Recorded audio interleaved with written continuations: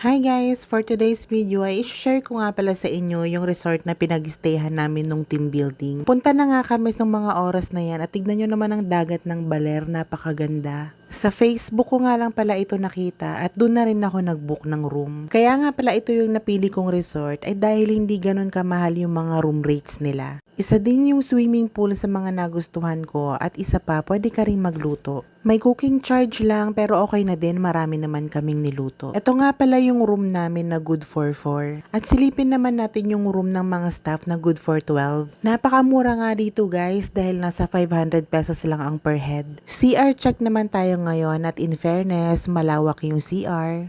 Balik tayo dito sa kwarto namin na good for 4. Balik kami nga mag-aama dyan kasama si nanay. Malawak talaga siya guys kaya sulit na sa 500 per head. Tapos beachfront pa kaya talagang sulit na ito. Meron nga din pala sila ditong swimming pool kung sakaling magsawa ka na sa pag-swimming sa dagat.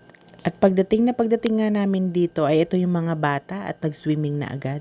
Beachfront nga pala ito kaya naman pwede kayong maglaro o gumawa ng mga activity sa tabing dagat. Dito nga lang pala ito sa Miss Jones Coast Baler na matatagpuan dito sa Barangay Sabang, Baler, Aurora. Yan nga lang pala ulit for today's videos guys. Please like and follow for more videos. Thank you for watching. Bye!